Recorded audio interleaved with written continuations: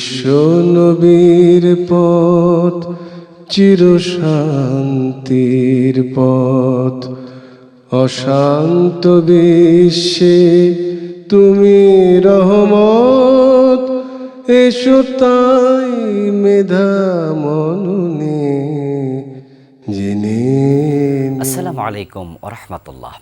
আলহামদুলিল্লাহি ওয়াহদা ওয়াসসালাতু ওয়াসসালামু আলা নাবিয়্যিনা মুহাম্মদ আল্লাযী লা নাবিয়্যা বা'দাহু ওয়া আলিহি ওয়া আসহাবিহি আজমাইন। সম্মানিত দর্শক শ্রোতা, সাপ্তাহিক জুমাবারের নিয়মিত আয়োজন দরসে হাদিসের অনুষ্ঠান থেকে আপনাদের স্বাগত জানাচ্ছি। প্রখ্যাত আলেম আল্লামা মুহিউদ্দিন নববী রাহিমাহুল্লাহ বিরচিত হাদিসের বিখ্যাত গ্রন্থ রিয়াদুস সালেহিন থেকে আমরা প্রতি সপ্তাহে আপনাদের সম্মুখে বিভিন্ন বিষয় নিয়ে কথা বলি।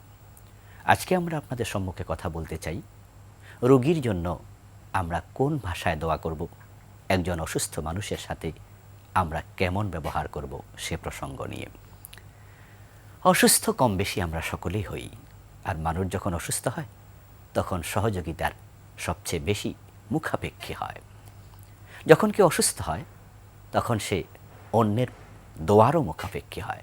আর আমরা জানি ক্বালান নবী সাল্লাল্লাহু আলাইহি ওয়াসাল্লাম আদ-দুআউ সিলাহুল মুমিন, দোয়া হলো মোমেনের অস্ত্রতুল্য। মানুষ নিজের অস্ত্র দিয়ে যা করতে পারে না, দোয়ার মাধ্যমে তা করতে সক্ষম হয়। কারণ দোয়া তো আমরা আল্লাহর কাছে করি। আমরা আমাদের অস্ত্র, আমাদের প্রচেষ্টা যখন চালাই তখন সেটা ব্যর্থ হতে পারে, কিন্তু যে আল্লাহর কাছে আমরা দোয়া করি তিনি যদি কিছু চান সেটা কখনোই ব্যর্থ হয় না। এজন্য অসুস্থ মানুষের সেবা এবং তাদের ঔষধপাতি এগুলো দেওয়ার তুলনায় দোয়ার গুরুত্ব আরও বেশি। কারণ ওষুধ মানুষকে সুস্থ করতে পারে না যদি আল্লাহর অনুমতি না থাকে। আর আল্লাহ তাআলা যদি সুস্থ করতে চান তাহলে কোনো ওষুধেরও প্রয়োজন হয় না। একজন মানুষ আরেকজন মানুষের জন্য দোয়া করবে, এটা তাদের অধিকারও বটে, ঈমানি দায়িত্বও বটে। কেউ যখন অসুস্থ হয় তখন আমরা তার সেবা করতে যাব, সেবার সাথে সাথে তার জন্য দোয়া করব। একজন অসুস্থ মানুষ সেবা পাওয়া এটা তার অধিকার, তার হক। ক্বালান নবী সাল্লাল্লাহু আলাইহি ওয়াসাল্লাম লিল মুসলিম আলাল মুসলিম সিত্তু খিসাল ইয়াউদুহু ইযা মারিদা। প্রিয় নবী সাল্লাল্লাহু আলাইহি সাল্লামের বক্তব্য হচ্ছে, একজন মুমিনের কাছে আরেকজন মুমিনের 6টি অধিকার আছে। তার মাঝে একটি অধিকার হলো সে অসুস্থ হলে তার সেবা করা। যদি আমরা কোনো মুমিন মানুষের সেবা করি তাহলে আমরা তার অধিকার আদায় করলাম, আর এই অধিকার আদায় করার কারণে আমরা আল্লাহর প্রিয় পাত্রে পরিণত হওয়ার সুযোগও পাব। ক্বালান নবী সাল্লাল্লাহু আলাইহি ওয়াসাল্লাম আল খালকু কুল্লুহুম ইয়ালুল্লাহ ফাহাব্বুল খালক ইলাল্লাহ মান আহসানা ইলা ইয়ালিহি। প্রিয় নবীজি সাল্লাল্লাহু আলাইহি সাল্লাম বলছেন, তামাম মাখলুক আল্লাহর পরিবারের সদস্য। সেই তো আল্লাহর সবচেয়ে প্রিয় মাখলুক যে আল্লাহর পরিবারের সদস্যদের প্রতি ইহসান করে। যে অসুস্থ মানুষ সে নিজে নিজে অসুস্থ হয়নি, অসুস্থতা আল্লাহর পক্ষ থেকে এসেছিল। হতে পারে অসুস্থতার মাধ্যমে আল্লাহ তাকে পরীক্ষা করছেন, অথবা অসুস্থতা দিয়ে তাকে আল্লাহ গুনাহ মাফ করছেন।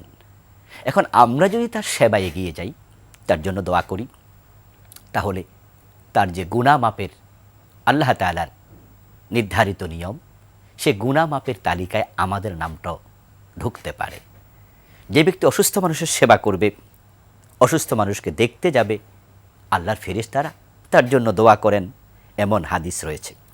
শুধুমাত্র দোয়াই করেন না, বরং যখন কোনো মানুষ অসুস্থ মানুষকে দেখতে যায়, হাদিসে পাওয়া যায় সে যেন আল্লাহর জান্নাতে বিচরণ করে। ক্বালান নবী সাল্লাল্লাহু আলাইহি ওয়াসাল্লাম ইন্নাল মুসলিমা ইযা আদা আখাহুল মুসলিম লাম ইয়াজাল ফি খুরফাতিল জান্নাহ। প্রিয় নবী সাল্লাল্লাহু আলাইহি ওয়াসাল্লাম বলতেছেন, নিশ্চয় কোনো মুসলিম যখন অন্য কোনো রুগ্ন মুসলিমকে দেখতে যায় তখন সে যেন জান্নাতের বাগানের ফল আহরণ করতে থাকে। জান্নাতের বাগানে ঢুকলে একজন মানুষ জান্নাতের বাগানের ফল যেভাবে আহরণ করে, ঠিক অসুস্থ মানুষকে দেখতে গেলে অনুরূপ কাজটি সে করছে, অর্থাৎ সে আল্লাহর জান্নাতেই যেন বিচরণ করছে। ক্বালান নবী সাল্লাল্লাহু আলাইহি ওয়াসাল্লাম মা মিন মুসলিম ইয়াউদু মুসলিমান গুদওয়াতান ইল্লা সাল্লা আলাইহি সাবউনা আলফা মালাক হাত্তা ইউমসিয়া।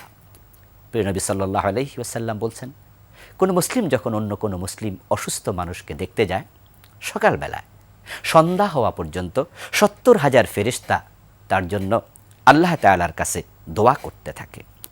ওয়া ইন আদাহু আশিয়াতান ইল্লা সাল্লা আলাইহি সাবউনা আলফা মালাক হাত্তা ইউসবিহা। আর যদি সে ব্যক্তি সন্ধ্যাবেলায় কোনো অসুস্থ মুসলিম ভাইকে দেখতে যায়, সকাল হওয়া পর্যন্ত ৭০,০০০ ফেরেশতা যিনি দেখতে গেলেন তার জন্য আল্লাহর কাছে দোয়া করতে থাকে। প্রিয় নবী সাল্লাল্লাহু আলাইহি সাল্লাম আরও বলেন, ওয়া কানা লাহু খারিফুন ফিল জান্নাহ। এবং যে ব্যক্তি কোনো অসুস্থ মানুষকে দেখতে গেল, আল্লাহর জান্নাতে তার জন্য একটি বাগান আল্লাহ তাআলা তৈরি করে দেন। সুবহানাল্লাহ। আমরা অসুস্থ মানুষকে দেখতে যাব, এতে আমরা নিজেরাই কল্যাণ লাভ করব। অন্য একটি হাদিসে আসছে, কালান নবী সাল্লাল্লাহু আলাইহি ওয়াসাল্লাম, মান আদা মারিদান খাদা ফির রাহমাহ হাত্তা ইযা কাআদা ইস্তাকাররা ফিহা। প্রিয় নবীজি বলছেন, যে ব্যক্তি রোগীর খোঁজখবর নিল, সে আল্লাহর রহমতের মাঝে ডুব দিল। আর যে রোগীর কাছে বসল, সে যেন আল্লাহর রহমতের মাঝে স্থির হয়ে গেল। তাহলে অন্য রোগীকে দেখতে গেলে নিজেকে রহমতের দরিয়ায় ডুবানোর মতো, অর্থাৎ আল্লাহ তাআলার রহমতের কোলে আশ্রয় নেয়ার মতো। কালান নবী সাল্লাল্লাহু আলাইহি ওয়াসাল্লাম, আইয়ুমা রাজুলিন ইয়াউদ মারিদান ফাইন্নামা ইয়াখুদু ফির রাহমা ফাইযা কাআদা ইনদাল মারিদ গামারাতুর রাহমা। قال أنس فقلت يا رسول الله هذا للصحي الذي يعود المريض فما المريض ما له فقال تحت عنه ذنوبه। আল্লাহর হাবিব সাল্লাল্লাহু আলাইহি ওয়াসাল্লাম বলছেন, কোনো ব্যক্তি রোগী যখন দেখতে যায়, তখন সে রহমতের সাগরে ডুব দেয়। যখন সে রোগীর কাছে বসে, সে রহমত দ্বারা নিজেকে আচ্ছাদিত করে নেয়। হযরত আনাস বললেন, ইয়া রাসূলুল্লাহ, বুঝতে পারলাম যিনি দেখতে গেলেন এই সওয়াবগুলো, এই ফজিলতগুলো তিনি লাভ করলেন। যিনি অসুস্থ তার ফজিলত কি? আল্লাহর হাবিব বললেন, তাহাত্তু আনহু যুনুবুহু। যে ব্যক্তি অসুস্থ হবে তার লাভ হলো অসুস্থতার কারণে আল্লাহ তার আমলনামার গুনাহসমূহ ক্ষমা করে দিতে থাকেন। আমরা যখন কোনো অসুস্থ মানুষকে এড়িয়ে চলব, সেবা করব না, তার জন্য দোয়া করব না, তখন আমরা আল্লাহর রহমত থেকে বঞ্চিত হব। কিয়ামতের দিন আল্লাহ তাআলা মানুষকে ডাক দিয়ে বলবেন, আমি অসুস্থ ছিলাম, তুমি তো আমার সেবা করনি, তো আজকে তুমি আমার রহমত কেন কামনা করছো? আমি অভুক্ত ছিলাম, তুমি আমাকে খাবার দেওনি, আজকে আমার কাছে কিভাবে জান্নাত প্রার্থনা করছো? তখন মানুষ বিস্মিত হয়ে বলবে, হে প্রভু কর্তার, আমরা কেমন লইব তোমার পরিচর্যার বার? আমরা কিভাবে তোমার পরিচর্যা করতে পারি, তোমাকে খাবার দিতে পারি? তুমি তো মহান আল্লাহ। ছোটকালে কবিতায় পড়েছিলাম, আল্লাহ তাআলা যখন জবাব দেবেন, বলিবেন, খোদা দেখনি মানুষ কেঁদেছে রোগের ঘোরে, তারই শুশ্রূষা করিলে তুমি সেথায় পাইতে মোরে। মানুষ অসুস্থ ছিল, তার সেবা তুমি করলে আমার সেবা করা হতো। মানুষ ক্ষুধায় কষ্ট পেয়েছিল, তুমি তাকে খাবার দিলে আমি আল্লাহকে খাবার দেয়া হতো। ছোটকালে কবিতা পড়ে ভেবেছিলাম হতে পারে কোনো কবির কল্পনা বিলাস। কবিরা তো কত কিছুই লিখে, কিন্তু যখন সহিহ বুখারী খতম করলাম, তখন দেখলাম, ছাত্রজীবনে খতম করার সুযোগ আল্লাহ দিয়েছিলেন, তখন দেখেছি এটা হাদিসে কুদসি, সহিহ বুখারীতে এসেছে, এটা স্বয়ং আল্লাহর কথা। আল্লাহর হাবিব সাল্লাল্লাহু আলাইহি সাল্লাম বলছেন, ইন্নাল্লাহ আযজা ওয়া জাল্লা ইয়াকুলু ইয়াউমাল কিয়ামা। আল্লাহ বলবেন কিয়ামতের দিন, ইয়া ইবনা আদম, ও আদম সন্তান, মারিতু ফালাম তাউদনি, আমি অসুস্থ হয়েছিলাম, তুমি আমার সেবা করনি। ক্বালা ইয়া রব কাইফা আউদুক। মানুষ বলবে, আল্লাহ আপনার সেবা কিভাবে করব? ও আনতা রব্বুল আলামিন, আপনি তো জগতের প্রভু। তখন আল্লাহ এই কথা বলবেন যে আমি অসুস্থ ছিলাম, মানে আমার বান্দারা অসুস্থ ছিল, তাদের সেবা করলে আমার সেবা করা হতো। আমি ক্ষুধার্ত ছিলাম, এর মানে আমার বান্দারা ক্ষুধার্ত ছিল, তাদেরকে খাবার দিলে আমাকে দেয়া হতো। তাহলে বোঝা যায় অসুস্থ মানুষের জন্য সেবার হাত এগিয়ে দেয়া, তাদের জন্য দোয়া করার জন্য এগিয়ে যাওয়া, এর মানে আল্লাহ পাক রব্বুল আলামিনের সেবা যত্ন করা। অসুস্থ মানুষকে আমরা দোয়া কিভাবে করব? রাসূলুল্লাহ সাল্লাল্লাহু আলাইহি সাল্লাম সে ভাষা আমাদের শিখিয়েছেন। উনার একজন সাহাবী ছিলেন হযরত সাদ রাদিয়াল্লাহু তাআলা আনহু। এখন বিকাশ অ্যাপেই পাবেন দেশের প্রথম ডিজিটাল লোন। বিশ্বনবী দোয়া করছেন, আল্লাহুম্মা শফি সাআদা, হে আল্লাহ তুমি সাদকে সুস্থ করে দাও। উনাকে রাসূল দেখতে গিয়েছিলেন, দেখতে গিয়ে তিনি এই দোয়া করেছেন। আল্লাহর হাবিব সাল্লাল্লাহু আলাইহি সাল্লাম আরও বলেছেন, মান আদা মারিদান লাম ইয়াহদুর আজালাহু, যে ব্যক্তি কোনো রোগীকে দেখতে যাবে আর যেই রোগীর এখনও মৃত্যু আসন্ন হয়নি, প্রিয় নবী বলছেন ফাকালা ইনদাহু সাবআ মাররাত, ওই রোগীকে দেখতে গিয়ে 7 বার যদি এই দোয়াটি পড়ে তাহলে আল্লাহ তাআলা তাকে সুস্থ করবেন। সে দোয়াটি হলো আসআলুল্লাহ আল আযীম রব্বাল আরশিল আযীম আন ইয়াশফিয়াক, আমি তোমার জন্য মহান আরশের মালিক মহান আল্লাহর কাছে প্রার্থনা করছি তিনি যেন তোমাকে সুস্থ করে দেন। ইল্লা আফাহুল্লাহু মিন যালিকাল মারাদ, প্রিয় নবী বলছেন এই দোয়াটা যদি 7 বার পড়ে আল্লাহ ওই রোগ থেকে ওই ব্যক্তিকে মুক্ত করে দেবেন। রাসূলুল্লাহ সাল্লাল্লাহু আলাইহি ওয়াসাল্লামের আরেকটি অভ্যাস ছিল, হযরত ইবনু আব্বাস বলছেন কানান নবী সাল্লাল্লাহু আলাইহি ওয়াসাল্লাম ইযা দাখালা আলা মারিদিন ইয়াউদুহু ক্বালা লা বাস তুহুর ইনশাআল্লাহ। প্রিয় নবী সাল্লাল্লাহু আলাইহি ওয়াসাল্লাম যখন কোনো অসুস্থ ব্যক্তিকে দেখতে যেতেন তখন তিনি তার পাশে বসে তাকে সান্ত্বনা দিয়ে দোয়া করতেন, বলতেন লা বাস তুহুর ইনশাআল্লাহ, টেনশন নেই, মন খারাপ করো না, সুস্থ হয়ে যাবে। এজন্য এই সুন্নাহটা আমাদেরও অনুসরণ করা উচিত। অনেকে আছেন রোগীর কাছে গিয়ে তাকে আর হতাশ করে দেয়, এমনভাবে কথা বলে যে এই রোগ তো ভালো হয় না, আপনি যে অসুস্থ হয়েছেন আল্লাহই জানে বেঁচে ওঠেন কিনা, শরীরটা বেশি খারাপ হয়ে গেল বুঝি, এই জাতীয় কথাবার্তা বললে তো রোগীর মন আরও খারাপ হয়ে যাবে। এজন্য এটা সুন্নাহ নয়। সুন্নাহ হলো তাকে প্রবোধ দেয়া, সান্ত্বনা দেয়া, আশার বাণী শোনানো। প্রিয় নবী বলতেন লা বাস, অসুবিধা নেই, তুহুর ইনশাআল্লাহ, সুস্থ হয়ে যাবে। আমরা কিছু কিছু ডাক্তারকে দেখি যাদের কাছে রোগী কথা বলার পরে 50% সুস্থ হয়ে যায়। ডাক্তারের সাথে কথা বলার পরে ডাক্তার জঘন্য মারাত্মক কোনো অসুস্থতাকেও এমনভাবে তুলে ধরেছে মনে হয় রোগী ভাবে এটা কোনো ব্যাপারই না। ডাক্তার বলে দেয় মন খারাপ কেন, আল্লাহ ভরসা, সুস্থ হয়ে যাবেন, হায়াত থাকলে কেউ মরে নাকি, আর মরতে কোনো রোগ লাগে নাকি, টেনশন কেন করছেন। রোগী এ কথাগুলো শুনলে নিজকে অনেকটা হালকা মনে করে। আবার কেউ কেউ আছে উল্টাপাল্টা কথা বলে দেয়, এটা ঠিক নয়। প্রিয় নবীর সুন্নাহ হলো রোগীকে সান্ত্বনা দিয়ে কথা বলা। আল্লাহর হাবিব সাল্লাল্লাহু আলাইহি সাল্লাম রোগীর কাছে গিয়ে আরেকটি দোয়া তিনি করতেন, আল্লাহুম্মা রাব্বান নাস আযহিবিল বাস ইশফি আনতা শাফি লা শিফাআ ইল্লা শিফাউকা শিফাআন লা ইউগাদিরু সাকামা। এই দোয়াটি আমরা শিখব, রোগীদের কাছে গিয়ে করব।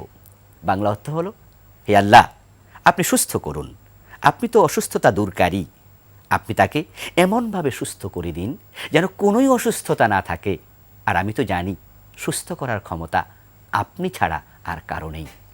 কি চমৎকার দোয়া! এ দোয়াটি আমরা করতে পারি। রোগীর মাথায় হাত রেখে প্রিয় নবী সাল্লাল্লাহু আলাইহি সাল্লাম মাঝে মাঝে দোয়া করতেন। বিশেষ করে কারো বদ নজর লাগলে আল্লাহর হাবিবের শিখানো দোয়া, আউযু বিকালিমাতিল্লাহি তাম্মা মিন শাররি কুল্লি শাইতানিন ওয়া হাম্মা ওয়া মিন কুল্লি আইনিন লাম্মা। এই দোয়াগুলো আপনারা নোট করে নিতে পারেন, শিখতে পারেন। রাসূলুল্লাহ সাল্লাল্লাহু আলাইহি ওয়াসাল্লাম হাসান এবং হুসাইন রাদিয়াল্লাহু তাআলা আনহুমা উনাদের মাথায় হাত রেখে তিনি এই দোয়া করতেন, হে আল্লাহ যত বদ নজর আছে, শয়তানের শয়তানি আছে, সব শয়তানি থেকে, বদ নজর থেকে, খারাপি থেকে আমি তাদেরকে আপনার কাছে আশ্রয়ে তুলে দিলাম, আমি আপনার কাছে আশ্রয় প্রার্থনা করছি। আল্লাহর হাবিব সাল্লাল্লাহু আলাইহি ওয়াসাল্লাম আল্লাহর আশ্রয়ে দিয়ে দিতেন। তো ঠিক আমরাও আমাদের প্রিয়জন যারা আছে, অসুস্থ মানুষ আছে, তাদেরকে আমরা এই দোয়া করে করে আল্লাহর আশ্রয়ে দিয়ে দিতে চাই।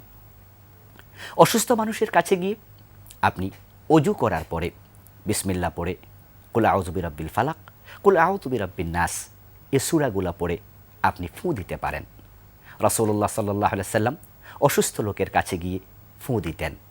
সূরা ফাতিহা পড়ে ফুঁ দিয়েছে একজন ব্যক্তিকে সাপে কামড়িয়েছিল, তিনি ফুঁ দিয়ে সামান্য লালা ওই কামড়ের জায়গায় লাগিয়েছেন, একজন সাহাবীর আমল, সাথে সাথে ওই ব্যক্তি সুস্থ হয়ে গিয়েছে। সহিহ মুসলিমে এসেছে।